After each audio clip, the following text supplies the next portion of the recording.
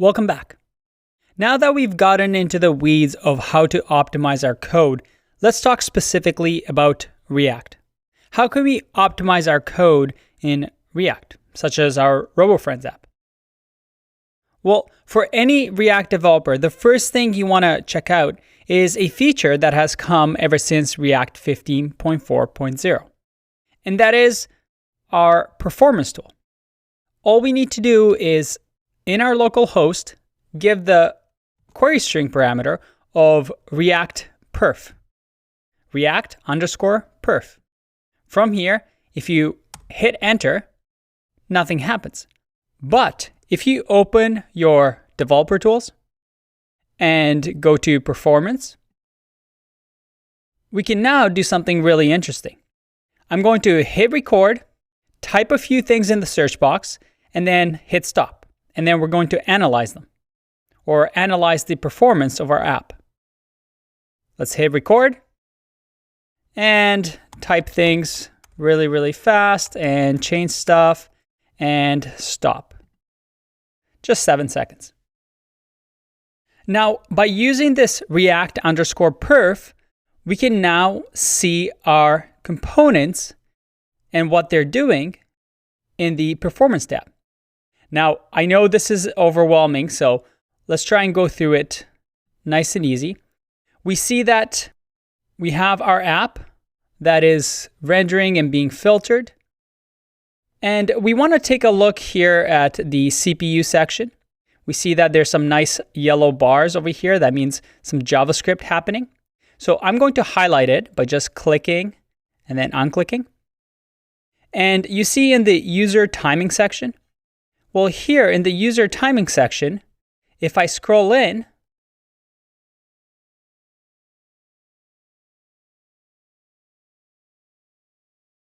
look at that. By using React_perf, now the Chrome Developer Tools recognizes React components. You can see the React logo here, and shows us what kind of work it's doing. We see that we have the React render tree just at this moment in time. We have the connected app. Remember, we're using Redux. We have the app as our main container component. And underneath it, we see that we have card list, error boundary, and scroll components. And underneath that, we see our card components. Very cool. And we actually see here what they're doing.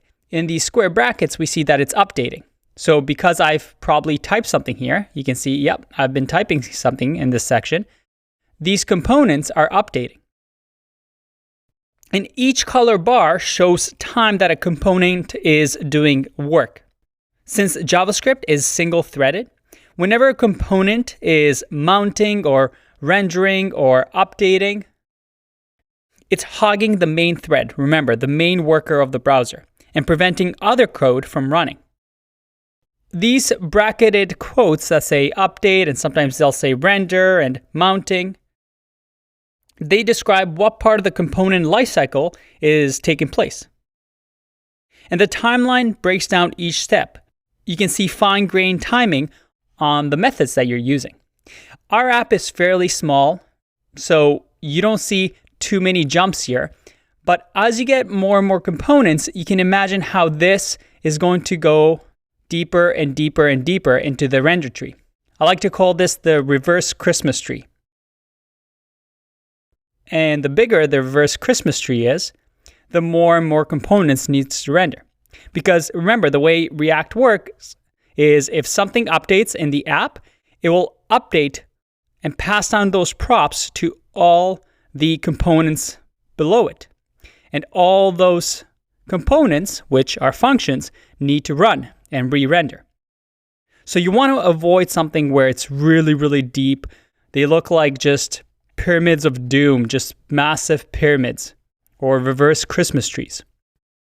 Now, it's typical to have fairly deep component trees in React, but if you're optimizing a component that is mounted frequently, it can help to reduce the number of wrapper components, such as the connect component, since each adds a small performance and memory penalty. Now, one thing to keep in mind here is that when you run this, it's running on the development version of React, which is a lot slower because you get extra tooling. Plus, even running this React perf slows down your app. So it's not the exact same as your production. Production will most likely be faster, but it is a good indicator of what your app is doing, and you can test out to see, where are my bottlenecks? Now, looking at this, we might have realized something. How can we help this process with Redux? Well, by using Redux, we can be smart about what components update. Because if this top level component updates, it's going to render all its children or re-render all its children. But if we have Redux, and instead of using this root component to update the state, we can just directly connect a lower component. Remember, by using connect, we can connect to the state so that we can now just connect the component here, and only these two below it will update, versus if you had the top level component connected, which will re-render a lot more components. So that's the strategy there. Do you want to have just one top level container component or just a few components at the top that are connected to Redux? Or to avoid passing down props in really deep nested trees, do you want to use connect closer to the leaf nodes? And that is an architectural decision that you and your team make based on these pros and cons. Finally, I also wanted to show you the React developer tools. This is a Chrome plugin that you can get. You just click on Add to Chrome and you'll have it. And it's very, very useful. If I go over here to the React tab, you see that it shows my app. I have my props and store. I have my provider, my connected app, my app, and then I see my search box, scroll, and then finally all my children component. The cool thing about this is that it shows you what props you have, what children you have, all these things.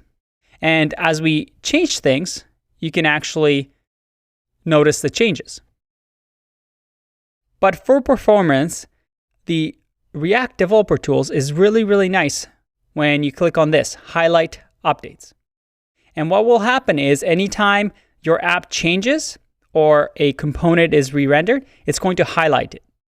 Let's check it out. I'm going to start typing, and look at that. It shows what is being re-rendered, which is pretty much all of our app. And watch this, as I type faster, do you see that? I went really, really aggressive with the typing there. But you see how the colors change? Well, the color represents how often things are being re-rendered. The faster they're being rendered, the closer they are to the color red. So think of the hot colors. And the slower they are, the closer they are to blue. Now, this is helpful for detecting unnecessary render cycle. For example, as I type here, I see that my header is being updated. But why? I mean, it's just the same the entire time. Why would I need to re-render this? That's a function that's running that's kind of unnecessary. And when we look back at our code in the app.js, we see that, well, it makes sense.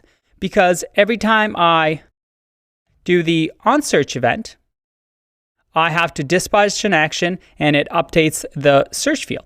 So this app.js component gets re-rendered because there's a change in the Redux store.